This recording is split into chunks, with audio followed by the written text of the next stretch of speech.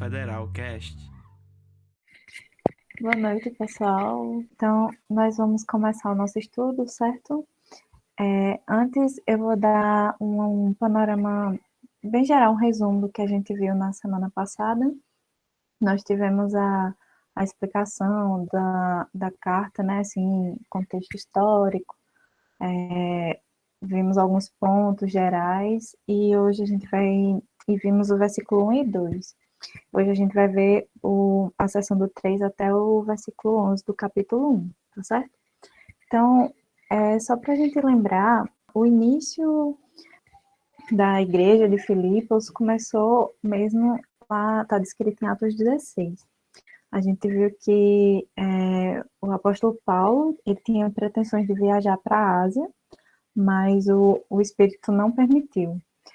Ele recebeu uma visão de um homem, né? Ele viu um homem macedônio que chamava pedindo ajuda-nos, passa a Macedônia, ajuda-nos. E aí Paulo imediatamente obedeceu esse chamado e ele partiu para Macedônia.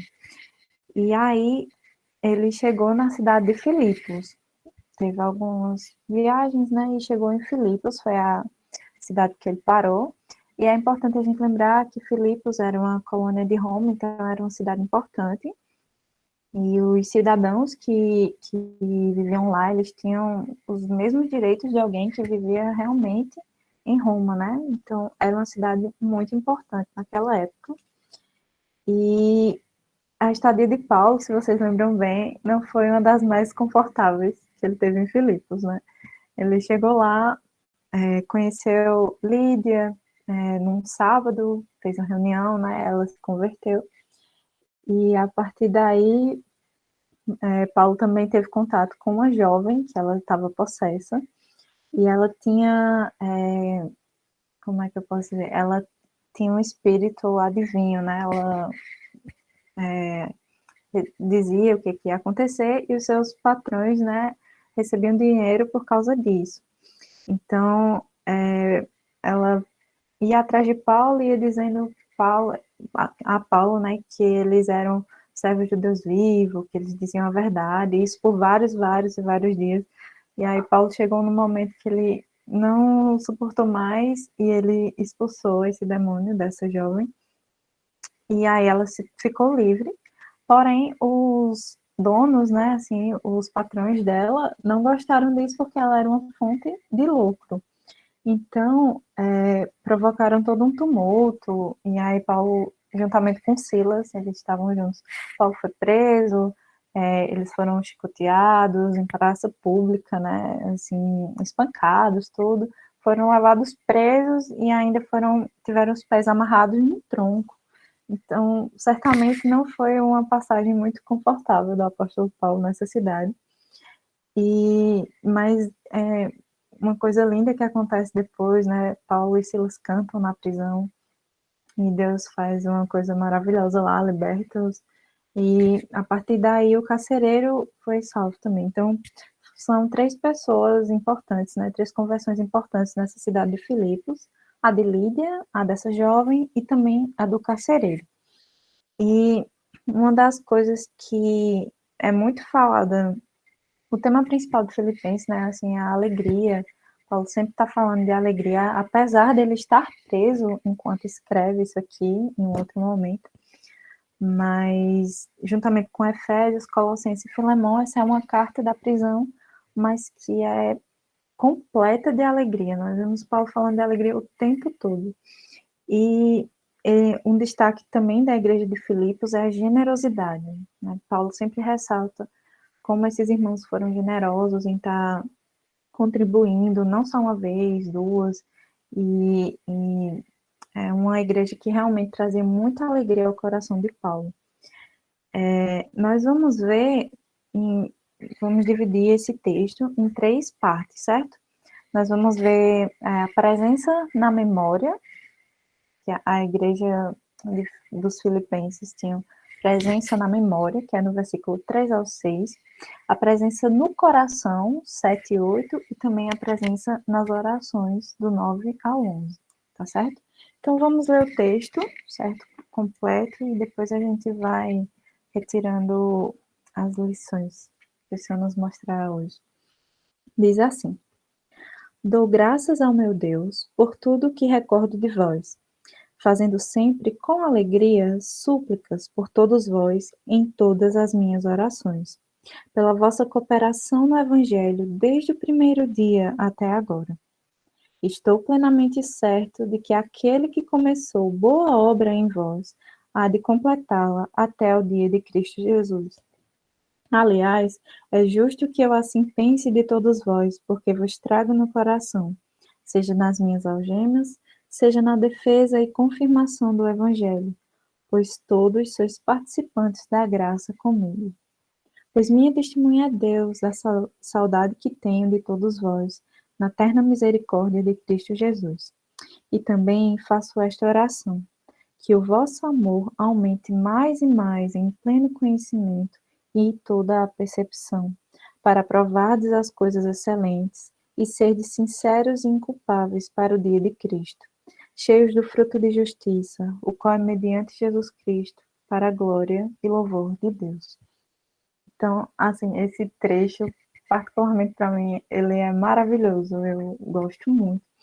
E aqui tem muitas lições, tem muitas coisas que são importantes para a nossa vida, certo?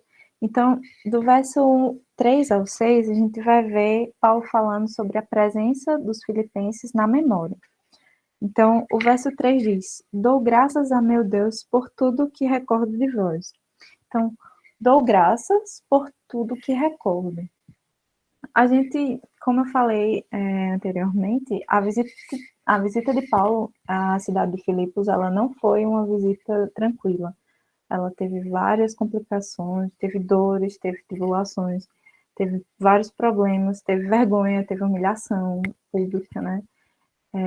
Mas o que Paulo fala que ele recorda é dos irmãos e não das situações difíceis. Eu acho interessantíssimo porque Paulo, ele sabia reconhecer os propósitos do Senhor. Como eu falei antes também, ele pretendia ir para a Ásia, mas ele foi dirigido por Deus para Macedônia. Então, quando ele chega lá, a primeira coisa que ele encontra praticamente é perseguição, é contenda e prisão. Então, seria muito fácil para o apóstolo Paulo e qualquer um outro numa situação dessa questionar. Mas por quê? Por que Deus está fazendo isso? Por que eu estou passando por essa situação? Será que eu não estou fazendo o que Deus queria que eu fizesse? Mas a gente vê que Paulo, ele sabia reconhecer a soberania de Deus em tudo. E ele sabia que Deus estava sempre no controle. Deus, ele estava cuidando de todas as coisas e era propósito de Deus que Paulo estivesse onde ele estivesse. Então, ele não questionou a soberania de Deus, pelo contrário, ele confiou nela e sabia que tudo aquilo que ele estava passando tinha um propósito. E agora, Paulo olha para trás e vê o fruto, né? Assim, vê o propósito que Deus tinha, que era uma igreja que assim, era a felicidade de Paulo, a igreja dos Filipenses. Então, Paulo não duvidou dos propósitos do Senhor, e daqui eu acredito que a gente já teve a primeira aplicação. E a gente também deve confiar de que as coisas difíceis, as dores que a gente passa, elas sempre estão sob o cuidado do Senhor, e que nada que a gente passa é em vão. Nada que a gente passa é em vão. Outra coisa que a gente vê nesse versículo 3, que me chamou muita atenção, é como Paulo se refere a Deus. Ele diz assim: dou graças ao meu Deus. Então, é uma coisa de intimidade. Paulo, ele tinha intimidade com o Senhor, e ele é grato ao Senhor por tudo aquilo. E não era qualquer Deus, não era o Deus de alguém, era o meu Deus, ele diz. Então, a igreja de Filipos era um motivo de gratidão a Deus, porque ele sabia que o Deus dele, né, o Deus dele tinha preparado tudo aquilo, e que se fosse necessário, ele passaria por tudo novamente, porque ele sabia que Deus estava no controle de tudo. Então, No verso 4, a gente vê o seguinte: fazendo sempre com alegria súplicas por todos vós, em todas as minhas orações. Então, daqui a gente tira outras lições. A gente está falando sobre a memória. E Paulo, aqui, ele vai falar sobre lembrar sempre. Ele vai dizer assim, fazendo sempre. Então, ele está sempre orando, sempre. E isso mostra que Paulo tinha uma intercessão constante. Ele não era aquela pessoa que orava uma vez e depois passava 10 dias, 15, 20 dias, 1 milhão, e ele não lembrava mais. Ele era aquela pessoa que orava constantemente pelos seus. E se você lembrar bem, Paulo foi um evangelista de um alcance absurdo, né? Assim, ele alcançou pessoas de vários lugares e ele sempre diz: eu sempre lembro de vocês nas minhas orações. Então, aqui a gente aprende também como é importante a gente lembrar de orar pelos nossos, né? De estar sempre lembrando, sempre, sempre, constantemente. Tem uma frase que diz assim, que enquanto os filipenses lembraram-se de Paulo em suas necessidades, Paulo se lembrou deles em suas orações. Então, Paulo estava sempre lembrando do que era de sempre orar por eles. Ele sabia dessa importância. Outro detalhe interessante é que ele diz, fazendo sempre com alegria. Então, não era aquela oração pesarosa, não era um fardo, uma obrigação, não, de modo algum. Paulo, ele orava sempre com alegria. Então, ele se alegrava realmente de orar por seus irmãos, de estar ali intercedendo por eles, de ser participante, né, da vida uns dos outros. E Paulo também sentia isso, ele sentia essa alegria. E aqui a gente vê que Paulo estava preso, mas o seu coração estava focado não em si ou em suas necessidades, mas na vida e necessidades de outras pessoas. Hernandes diz isso. Então, o coração de Paulo estava focado nos outros e não nele mesmo, não na sua própria situação. Ele podia muito bem estar caindo em autopiedade porque estava preso, sofrendo, estava sozinho ou alguma coisa assim, mas não, ele estava sempre pensando nas necessidades dos outros, sempre dos outros. Outra coisa que a gente vê, que ele fala assim, súplicas por todos vós. Então, além de ser constante, além de ser com alegria, era também uma oração abrangente. Ele orava, a oração dele não estava direcionada apenas a um grupo específico, ao grupo dos amigos que ele mais gostava, ou a um grupo de liderança somente. Ele não se restringia a orar apenas por um grupo, mas ele orava por todos vós, sempre por todos. Então, era uma oração abrangente, ele não fazia nenhum tipo de acepção de pessoas. E além disso, ele tinha, aqui ainda diz que é súplicas, então era uma oração humilde. Paulo, ele não exigia nada de Deus, ele não determinava sua própria vontade, ele não era orgulhoso. Paulo, ele era submisso, ele era humilde, e ele sempre pedia a Deus em humildade. Isso é muito importante. Paulo nunca impunha a Deus algo, ele nunca determinava, nunca exigia nada de Deus, mas ele era humilde, ele suplicava pelos seus. Então, a gente aprende nesse ponto que Paulo ele sempre orava. Ele orava constantemente, ele orava com alegria, ele orava de forma abrangente e também de forma humilde. Então, quanto mais intimidade com Deus, tanto mais humildade diante dele. Quanto mais ousadia na oração, tanto mais dependência da graça. Nenhum homem pode conhecer a Deus e ainda permanecer altivo e soberbo. Hernandes coloca assim. Então, é muito, muito forte isso sobre quanto mais conhecer a Deus, mais humilde se tornava. Paulo, ele era um apóstolo, né? E ele tinha contato com Jesus, ele tinha muita intimidade com Deus muito forte. E quanto mais ele tinha intimidade com Deus, mais ele percebia que ele dependia da graça de Deus. Ele sempre dependia de Deus. E isso é maravilhoso. É muito importante porque a gente também aprende sobre isso, sobre nós dependermos da vontade de Deus sempre. Então, Paulo orava constantemente, com alegria, de forma abrangente e humilde. E isso é muito marcante aqui. No versículo 5, a gente aprende outra coisa muito, muito legal. Isso aqui eu realmente gostei muito. Que fala o seguinte: pela vossa cooperação no Evangelho, desde o primeiro dia até agora. E aqui, essa palavra cooperação, muitas vezes ela pode ser entendida de uma forma muito superficial. Às vezes a gente compreende a cooperação dos filipenses no sentido de contribuição somente. Eles ofertaram, ponto. Mas a palavra que Paulo usa aqui para cooperação é a palavra koinonia, que significa mais fraternidade, associação, comunidade, comunhão, participação conjunta. Então, quando aqui Paulo escreve pela vossa cooperação no Evangelho, não significa somente que os filipenses ofertaram alguma coisa. Antes, significa que eles pertenciam àquela obra.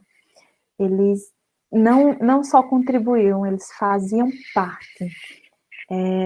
Isso faz muita diferença, porque a gente pode contribuir, a gente pode fazer algo, mas a gente pode fazer isso sem pertencer àquilo.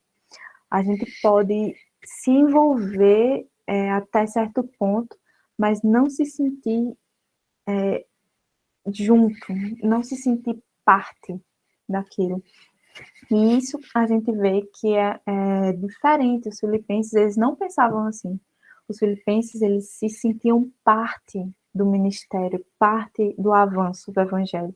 E por eles fazer parte, eles faziam qualquer coisa, inclusive doar. Inclusive, ainda, eles doavam o que eles não podiam. Às vezes, a igreja de Filipos era uma igreja pobre, então eles se esforçavam para doar. E você percebe aqui que não é simplesmente dar, mas é dar porque você pertence, porque você faz parte. E isso faz toda a diferença na forma como a gente encara o dar a Deus, né? Então, os filipenses, eles tinham consciência de que eles faziam parte daquela obra, junto com o apóstolo Paulo, e a causa do evangelho também era deles. E ofertar, no caso deles, a oferta deles fazia parte, mas não era tudo, porque eles completamente eram parte daquilo. E isso me chama muita atenção. Então, e outra coisa que ele ainda diz no versículo 5, ele diz: pela vossa cooperação no evangelho desde o primeiro dia até agora. Não sei se vocês lembram, mas lá quando Paulo conversa com Lídia, que ela se converte, logo ela vai e chama Paulo: venha se hospedar na minha casa. Quando Paulo ele estava preso, que Deus nos libertou, foi aquela coisa, né? E o carcereiro se converteu. O carcereiro levou ele para casa, foi cuidar, tomar conta, né? Dos ferimentos e tal.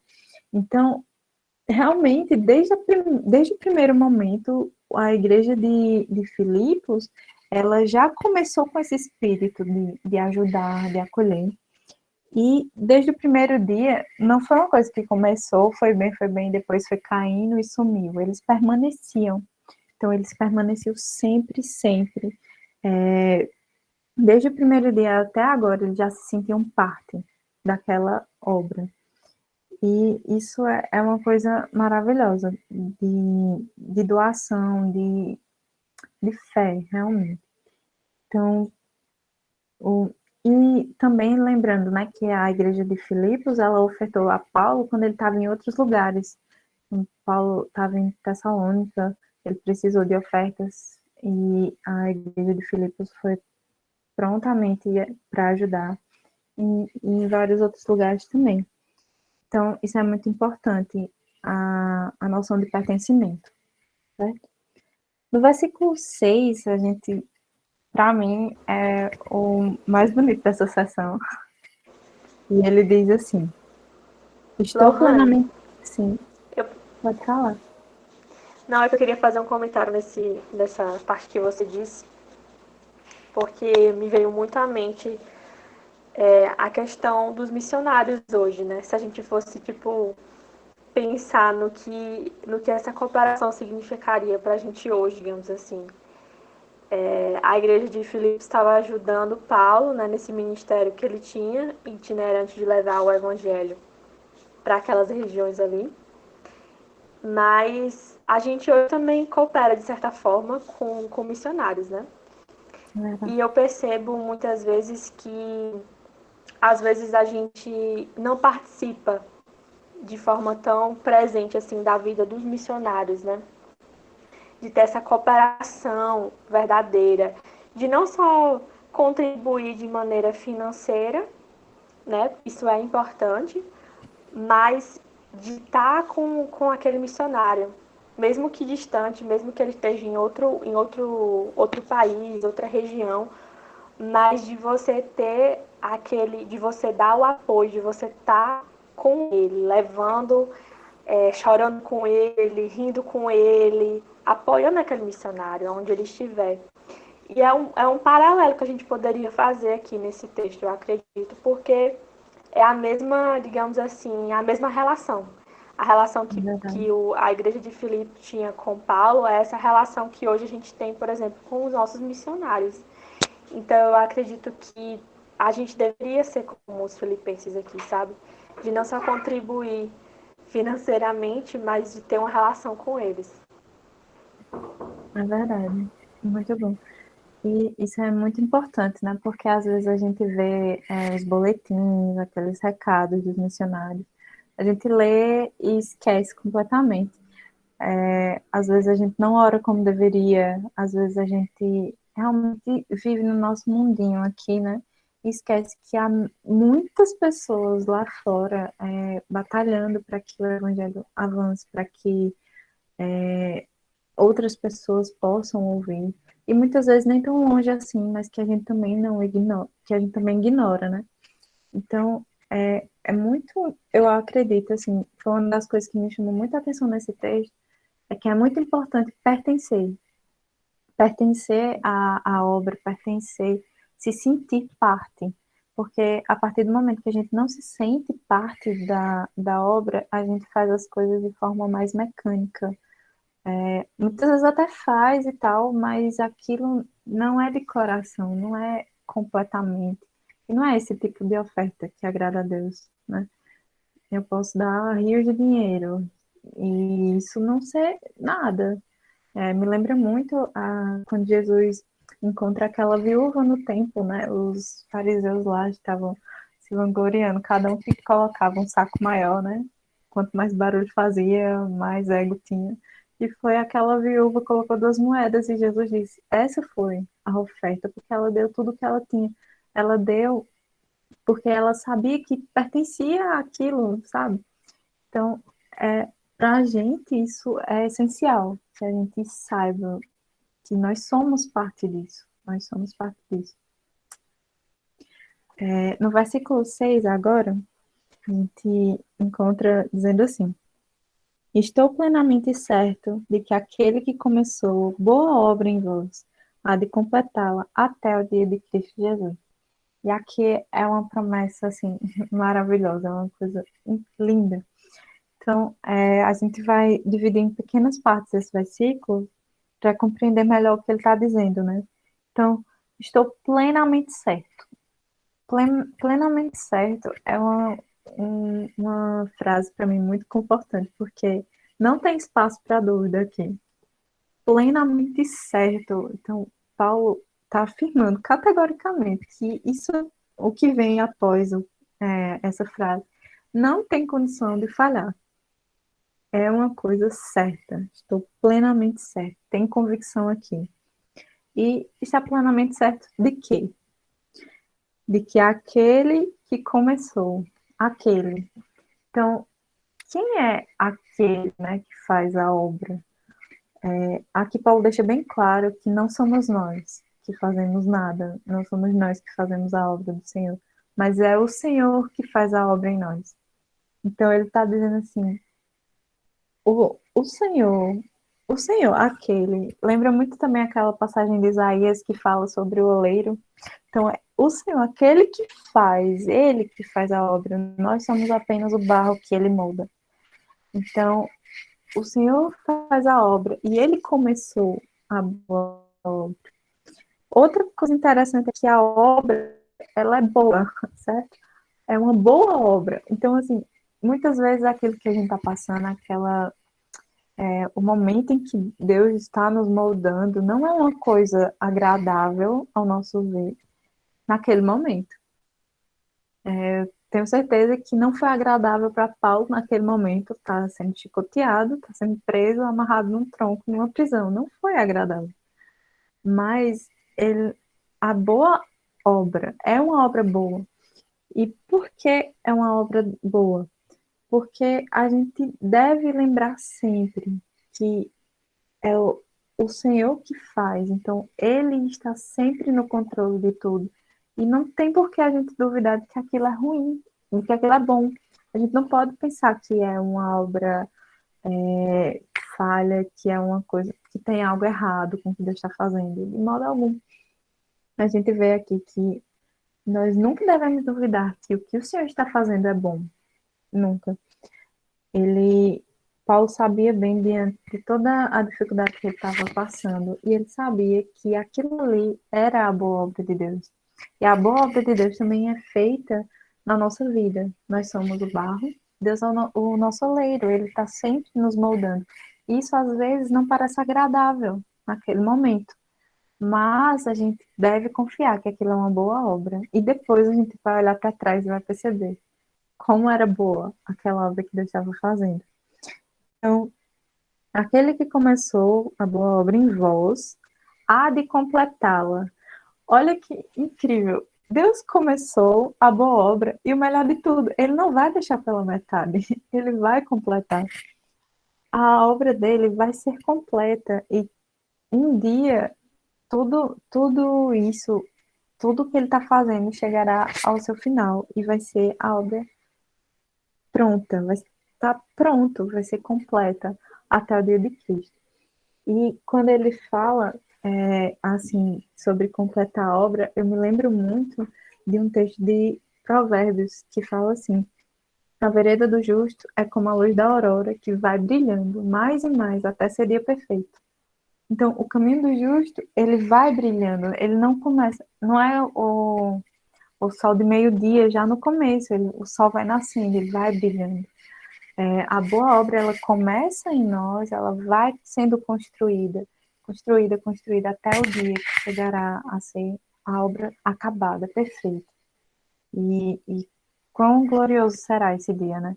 A gente luta contra o pecado todos os dias, a gente luta contra essa nossa natureza caída, a gente luta contra as nossas vontades, os nossos desejos que não estão de acordo com a palavra de Deus. E é uma luta constante. E como é confortante saber que um dia isso não existirá mais. Como é confortante saber que essa, tudo isso um dia vai acabar, que essa nossa natureza pecaminosa ela vai acabar um dia. E a gente vai ser conformado à imagem do nosso Senhor. Isso é maravilhoso saber disso. Então, estou plenamente certa de que aquele que começou boa obra em vós há de completá-la até o dia de Cristo. Que naqueles momentos de dificuldade, naqueles momentos que você está lutando contra o pecado e que você se sinta triste, sem forças, lembre disso, lembre que o apóstolo Paulo aqui está garantindo que um dia tudo isso vai passar. Um dia nós seremos obras completas e perfeitas no dia de Cristo Jesus. Então, isso aqui é algo que deve trazer conforto aos nossos corações e força para a gente continuar lutando. Cada dia mais, cada dia mais. E um dia será obra perfeita. Então, uma promessa que vale guardar, vale a pena decorar esse versículo, vale a pena colar em qualquer lugar que você estiver vendo, porque é algo que traz conforto, traz muito conforto ao nosso coração. Então, a gente viu até o versículo 6 sobre a presença dos filipenses na memória de Paulo, e agora a gente vai ver nos versículos 7 e 8 a presença no coração, certo?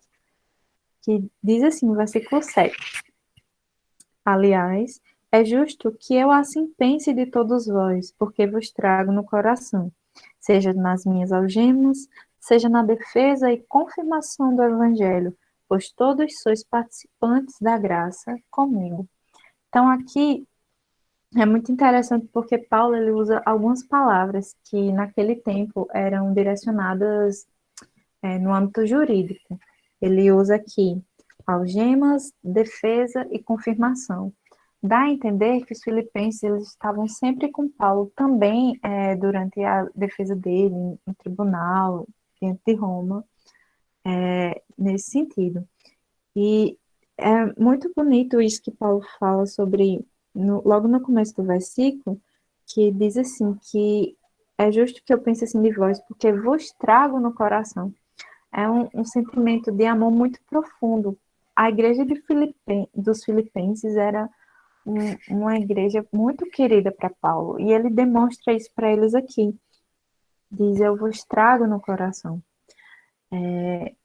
E aqui também a gente vê como os filipenses eles eram engajados com o apóstolo Paulo nessa obra. É interessante também como ele diz aqui no finalzinho do versículo que todos sois participantes da graça comigo. Isso aqui é muito, muito interessante. Eu trouxe até a versão da NVI para a gente comparar também, que diz assim, é justo que eu assim me sinta a respeito de todos vocês, uma vez que os tenho em meu coração, pois quer nas correntes que me prendem, quer defendendo e confirmando o evangelho, todos vocês participam comigo da graça de Deus.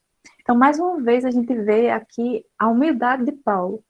Paulo, ele nunca se colocou acima de ninguém. Ele colocava assim, vocês participam juntamente comigo na graça de Deus. Sempre na graça de Deus. Não era, ele não se achava que estava num patamar acima por ser apóstolo, ou porque ele era um grande evangelista, porque ele tinha um passado muito honroso de estudos, né? Como a gente vê ele falando mais à frente, que ele era judeu de judeus, quanto à lei, fariseu, era irrepreensível nos princípios da lei. Paulo, primeiro que ele julgou isso tudo como perda, e segundo que ele nunca se colocou acima de ninguém por qualquer que seja a motivação. Paulo aqui ele diz, todos vocês participam da graça de Deus, a graça de Deus, juntamente comigo. Isso é muito importante. A humildade do apóstolo Paulo, ela deve nos influenciar a sermos humildes também. A gente não pode olhar para a nossa vida, fazer não sei o que tanto na igreja ou em algum tipo de ministério, qualquer coisa desse tipo, e achar que a gente faz muito e olhar ainda por cima para os outros e pensar assim, olha, fulano não faz tanto quanto eu. Ou algo assim, jamais, porque não faz sentido algum. O evangelho foi dado para que nós fôssemos servos. Jesus, que era Jesus, ele disse, se eu, que sou mestre e Senhor, vos sirvo, lavo os vossos pés, e vocês o que devem fazer? Então, Paulo aqui, ele mostra o que ele aprendeu com Jesus, ele aprendeu a humildade. E isso é muito importante, muito importante. Nós também precisamos ser humildes nesse molde. No versículo 8, a gente vê assim, pois minha testemunha é Deus da saudade que tenho de todos vós, na terna misericórdia de Cristo Jesus. E é impressionante como uma igreja amorosa, uma igreja engajada assim, no ministério, causa saudade. A igreja dos Filipenses, ela se destacava em várias coisas e, assim, Paulo realmente ele sentia muito amor por esses irmãos, ele sentia muita saudade. E a diligência, o cuidado deles, a atenção, o envolvimento na obra, isso causava um efeito muito, era algo muito bom para o apóstolo Paulo, era fruto, né, assim, do ministério dele, ele via pessoas firmes, pessoas comprometidas, e assim, nós devemos também almejar ser como ele na nossa igreja local. Nós devemos buscar sermos pessoas confiáveis, sermos pessoas que trabalham, que lutam pela igreja local, mas nunca olhando para o que eu posso ganhar com isso, ou o que as pessoas vão ver disso. De modo algum, nós devemos fazer isso por amor, porque nós pertencemos a essa obra. Então, a igreja aqui, ela sempre deixava saudades. E aqui, quando Paulo fala assim, na terna misericórdia, pode ser também entendido como profunda afeição, profunda ou entranhável, né? Assim, aquela coisa não é superficial, é muito profunda, entranhável, assim, dentro. Eles provocavam essa afeição muito grande. E aqui tem um detalhezinho que ele diz assim, na eterna misericórdia de Cristo Jesus. Então, além disso, Paulo está mostrando de onde vem todo esse amor, de onde vem essa comunhão entranhável, né? Esse afeto profundo. De onde vem essa afeição? E ele diz, vem do próprio Cristo, do próprio Deus. Então, disso que a gente entende que não existe comunhão verdadeira sem Jesus. Não existe. É possível existir uma amizade, um bom relacionamento entre conhecidos, mas o Isby diz uma frase muito interessante que eu vou ler para vocês, que fala assim: a verdadeira comunhão cristã é muito mais profunda do que apenas fazer uma refeição ou jogar futebol juntos. Isso significa ter a vida eterna dentro do coração. Só assim é possível ter verdadeira comunhão cristã, que é muito mais do que as coisas daqui. Então, Paulo é muito enfático aqui, não existe, não é possível ter comunhão verdadeira sem Jesus. Essa terna misericórdia, esse entranhável amor, afeto, só é possível porque vem de Cristo Jesus. Então, essa presença no coração, isso só é possível porque vem de Jesus. E o último trecho que a gente vai pegar agora é dos versículos 9 ao 11, que a gente vai ver sobre a presença nas orações. Então, diz assim: e também faço esta oração, que o vosso amor aumente mais e mais em pleno conhecimento e toda a percepção, para aprovardes as coisas excelentes e serdes sinceros e inculpáveis para o dia de Cristo, cheios do fruto de justiça, o qual é mediante Jesus Cristo para a glória e louvor de Deus. Então aqui Paulo ele já falou sobre como ele era grato, né? Como ele tinha essa gratidão pelos filipenses. Ele já falou da presença neles na mente, já falou sobre a presença no coração, e agora ele está falando sobre a presença deles nas orações. E ele explica aqui pelo que ele ora. Então, o que é que Paulo pede nas suas orações? Ele diz que o vosso amor aumente mais e mais. E aí eu pergunto para vocês, os filipenses não amavam o suficiente? Os filipenses, eles demonstravam amor, eles estavam sempre demonstrando amor, eles tinham essa diligência, tinham esse cuidado, eles ofertavam, eles se sentiam parte, mas Paulo ainda ora pedindo a Deus que o amor deles aumentasse mais e mais. Isso nos ensina uma coisa muito importante. A gente nunca deve se conformar com o tanto que a gente ama. a gente deve sempre procurar amar mais, amar mais, amar mais. Esse amor, ele é muito importante. Nós precisamos amar mais, sempre, sempre, sempre mais.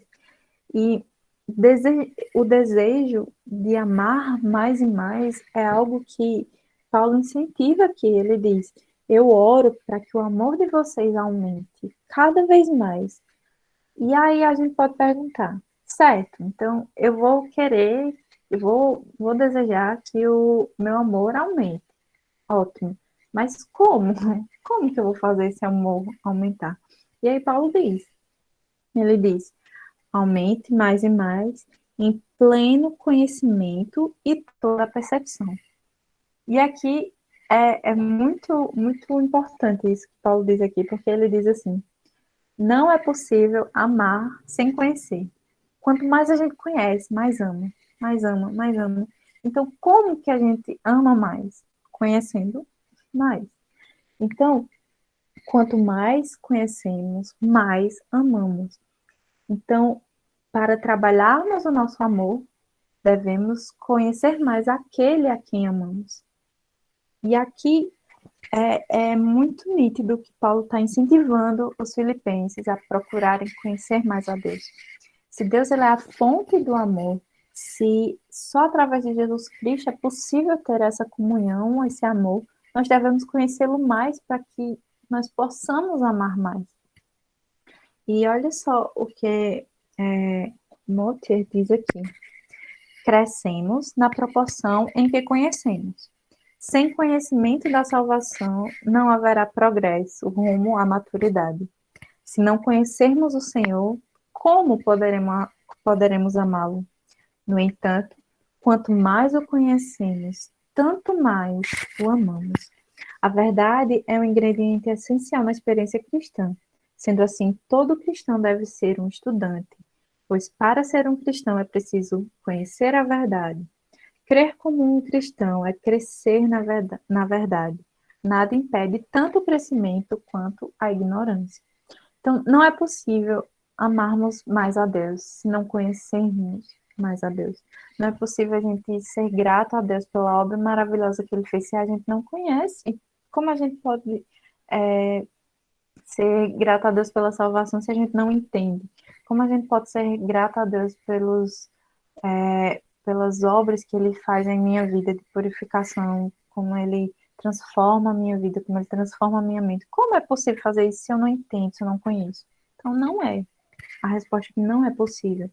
E é por isso que Paulo fala aqui aos Filipenses e nós trazemos para nós também. Precisamos conhecer mais ao Senhor.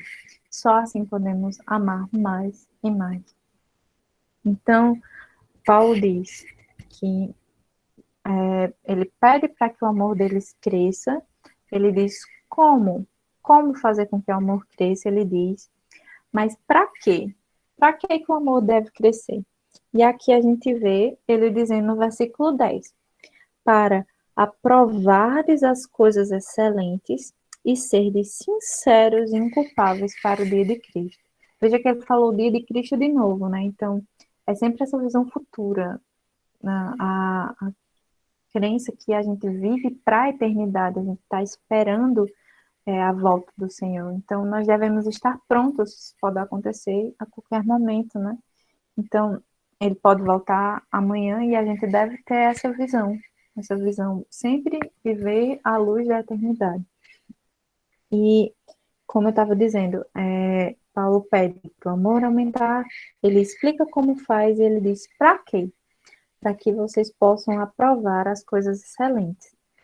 Aqui, aprovar pode ser entendido naquele sentido de purificação de metais, né?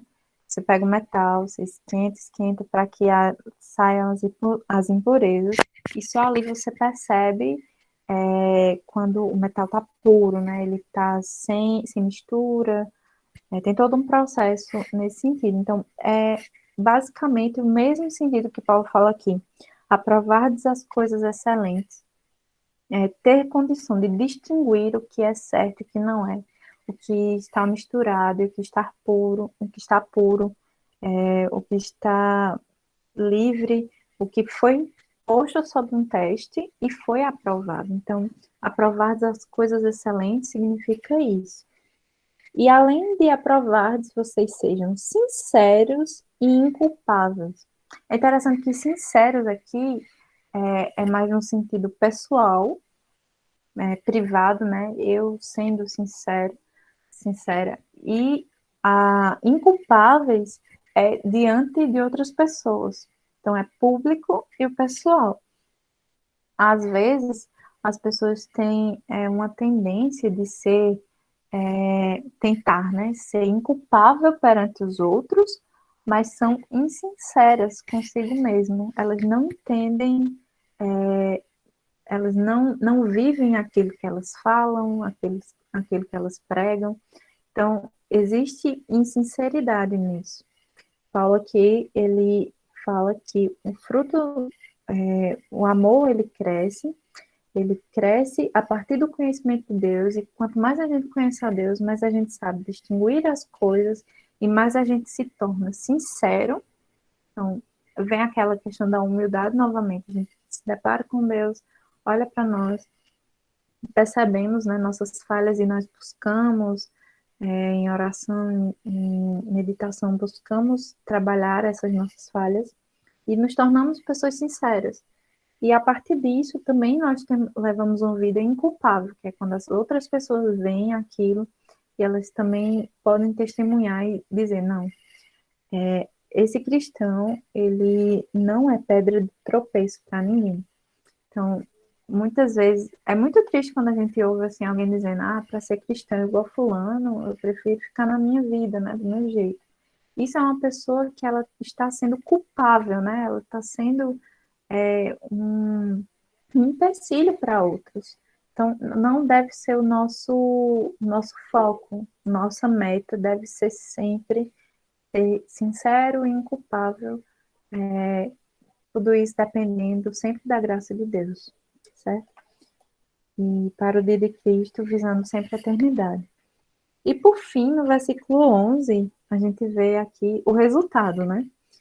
Qual o resultado de tudo isso? Para quê, né? O nosso amor aumenta, nós buscamos, nós crescemos no conhecimento de Deus, a gente aprende a provar o que é certo, somos sinceros, somos inculpáveis, mas tudo isso para quê? Qual o fruto final? Em que isso resulta?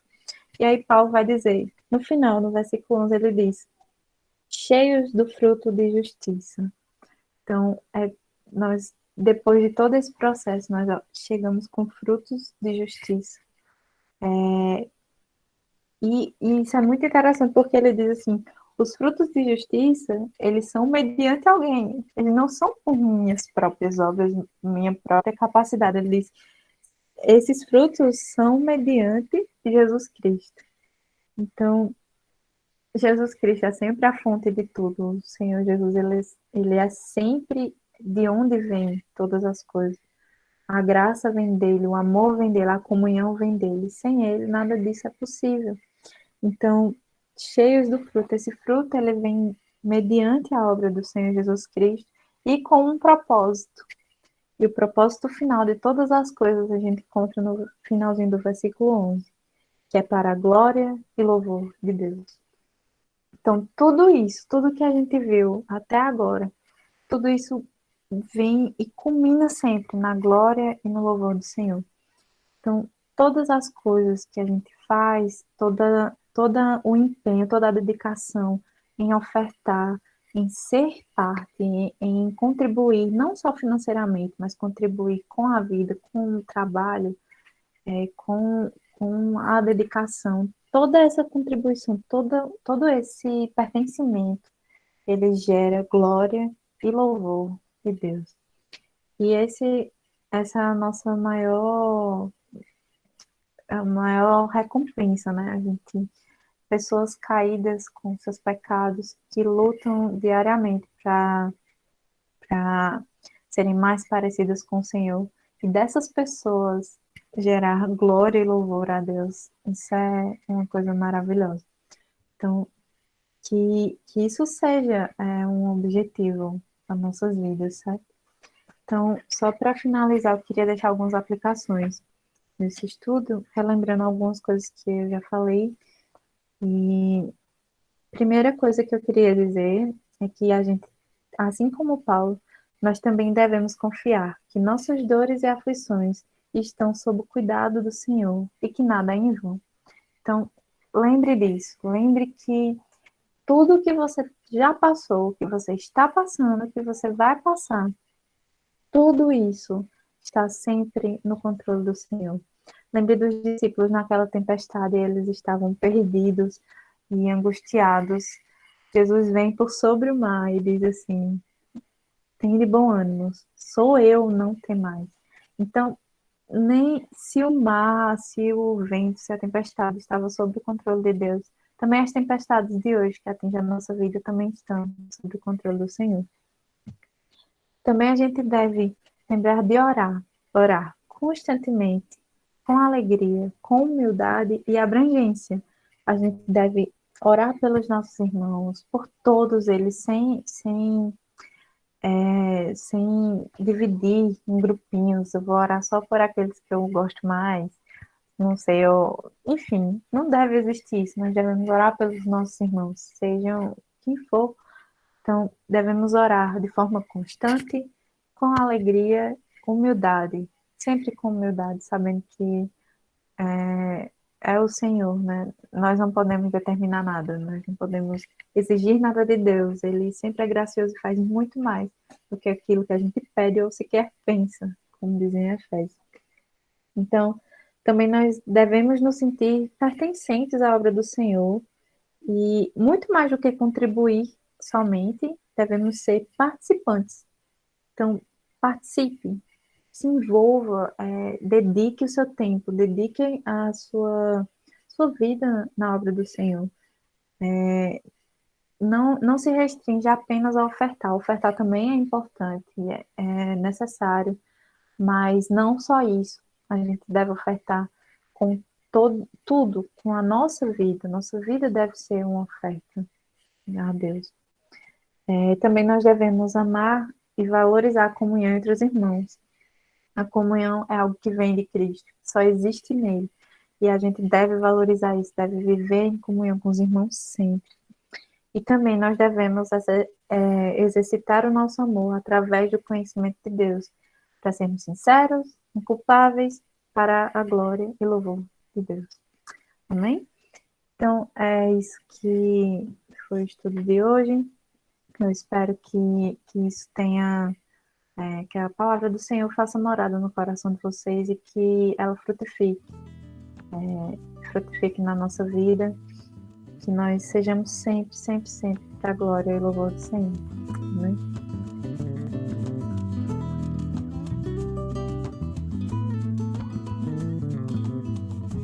Cada membro, um missionário.